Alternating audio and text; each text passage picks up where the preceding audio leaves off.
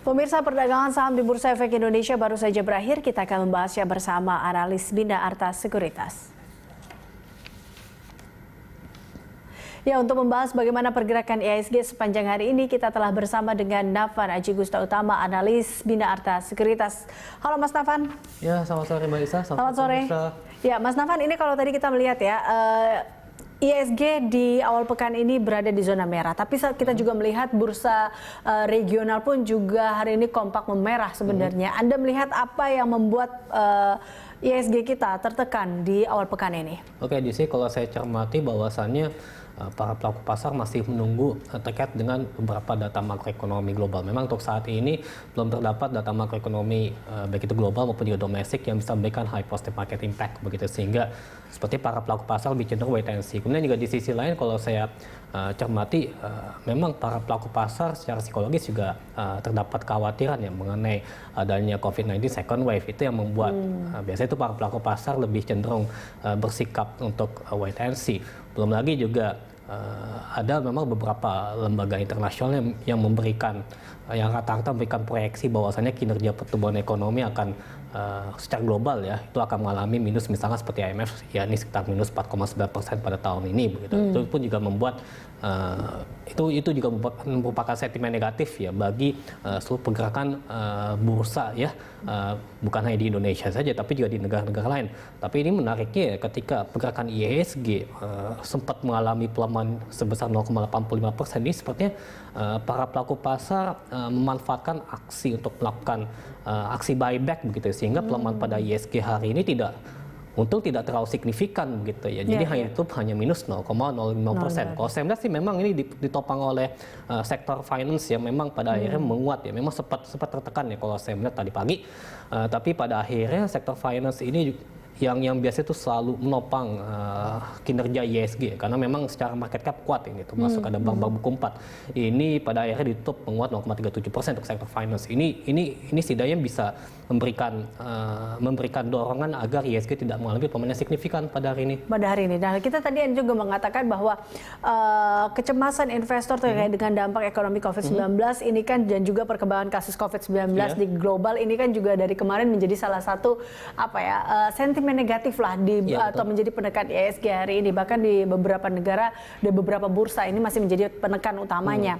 Nah, ini apa yang memang harus dilakukan investor menghadapi bahwa karena ini kalau terkait dengan corona kita belum tahu kapan akan berakhirnya. Nah, bagaimana investor harus mencermati dan merespon terkait dengan perkembangan ekonomi saat ini? Ya, memang kalau kita akui juga sebenarnya ketika para pelaku pasar menantikan berkaitan dengan yang namanya vaksin resmi yang ditetapkan oleh WHO, ini masih menunggu waktu yang bukan singkat begitu ya, sehingga sepertinya kalau menurut saya para pelaku pasar tentunya lebih cenderung menantikan ada beberapa agenda data makroekonomi global misalkan untuk hari esok yang bisa memberikan katalis positif bagi market. Misalkan besok itu terdapat data PMI manufacturing maupun juga non manufacturing dari Tiongkok. Kalau dari proyeksi kami dari kinerja PMI di sektor manufacturing maupun juga non manufacturing Tiongkok itu pun juga masih ekspansif begitu ya, di atas angka 50. Jadi otomatis dengan adanya kinerja industri manufaktur maupun juga industri jasa di Tiongkok yang menunjukkan tanda-tanda ekspansif ini bisa memberikan optimisme bagi para pelaku pasar begitu, sehingga aksi buyback pun juga bisa terjadi lagi begitu.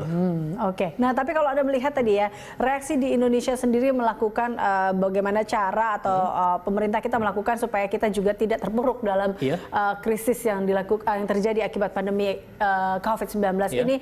Anda melihatnya sudah idealkah, sudah cukupkah ini membantu untuk tadi ya beberapa atau menjadi sebuah sentimen positif untuk IHSG? Oke, di sini kalau saya cermati, yang penting para pelaku pasar tentunya juga sangat mengapresiasi ketika pemerintah mengumumkan penggelontoran berbagai stimulus, baik itu stimulus keuangan, stimulus moneter, pun juga stimulus fiskal begitu ya. Tinggal nanti realisasi di lapangan itu pun juga mesti penyerapannya mesti optimal. Ini kan selama ini kan penyerapannya kan masih belum terlalu optimal. Nah, maka dari itu juga dari optimalisasi ini pun juga saya berharap hal tersebut bisa saja memberikan katalis positif bagi market ke depannya begitu ya. Karena dengan adanya optimalisasi stimulus tersebut ini juga diharapkan bisa mampu mendongkrak kinerja di sektor perekonomian di Indonesia pada umumnya. Ya sementara kalau dari khususnya ya kita melihat juga stimulus ini kan juga ada stimulus terkait dengan kesehatan, terkait dengan misalkan program sosial, misalkan kemudian juga dan lain sebagainya. Saya berharap bisa tepat sasaran, itu yang paling penting agar supaya bisa ini kalau pergerakan ISG kan ditopang oleh sektor konsumsi ya kalau yang paling saya cermati. Di sisi lain juga sektor finance juga mendukung. Nah maka dari itu juga di sektor konsumsi maupun juga di sektor finance ini pemerintah harus bisa maintain gitu ya agar supaya sektor ini bisa menjadi sektor yang benar-benar memberikan sustainability bahkan juga bisa memberikan kontribusi bagi pergerakan indeks karena ini bobotnya market cap-nya kuat gitu terhadap ISG gitu. Yang penting pergerakan ISG jangan sampai terjadi bearish trend ya itu saja. Bearish trend. Tapi karena terkait dengan trennya sendiri, Anda melihat untuk ISG di pekan ini tuh seperti apa sih trennya? Ya sebenarnya kalau saya cermati pergerakan ISG lebih cenderung mix ya.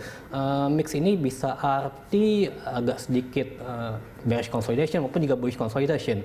Bullish consolidation ini juga saya berharap akan terjadi manakala misalkan tadi saya sebutkan misalkan data PMI manufacturing juga non manufacturing Tiongkok ini bisa ekspansif gitu ya. Kemudian juga di sisi lain juga kita juga menantikan ya kalau nggak salah juga akan ada agenda The Fed nanti pada hari esok, mudah-mudahan bisa setidaknya bisa memberikan statement yang lebih cenderung menghangatkan pasar ya. Misalkan tidak terlalu hawkish ya, tapi jangan terlalu dovish begitu ya. Jadi ini saya pikir bisa katakanlah ini bisa mendorong pada kinerja market karena market butuhkan stimulus moneter misalkan secara dari The Fed misalkan seperti itu.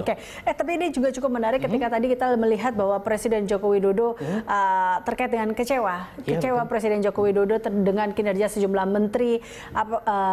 Anda melihat apakah ini juga menjadi salah satu katalis negatif atau Anda melihatnya ini satu hal yang positif di segmentasi pasar seperti apa? Karena ini juga mempengaruhi salah satunya melihat kepercayaan pasar tentunya kepada pemerintah.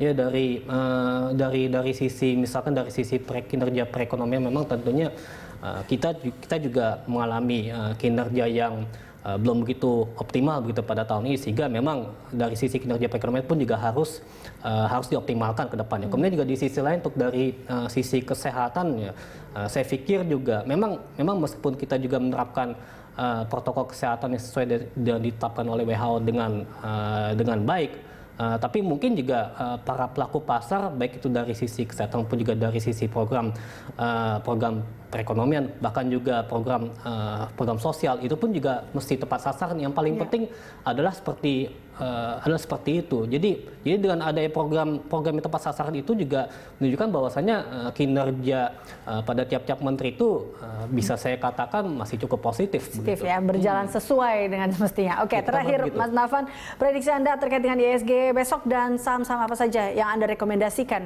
untuk dikoleksi? Ya, saya bersyukur bahwasanya pergerakan ISG tidak mengalami pelemahan signifikan. Ini terlihat pola bullish Doji Star ya. Mudah-mudahan ada potensi bahwasanya terjadi bullish consolidation yang mulai pada hari esok gitu ya. Jadi dan demikian tentunya juga saya juga menyarankan pada pelaku pasar untuk mencermati perbankan misalkan dari sisi BMRI, kemudian juga ada BBRI ya. Kemudian juga ada saham-saham lainnya konsumer, misalkan ada HMSP, kemudian juga ada GGRM, itu juga penting untuk dicermati. Sementara kalau untuk yang lainnya infrastruktur, Telkom ya, karena ini berkaitan dengan dividen ini pun juga bisa dicermati. Oke, baik. Terima kasih Mas Nafan telah bergabung bersama kami dalam Closing Market. Pemirsa, Nafan Aji Gusta, analis bina atas sekuritas.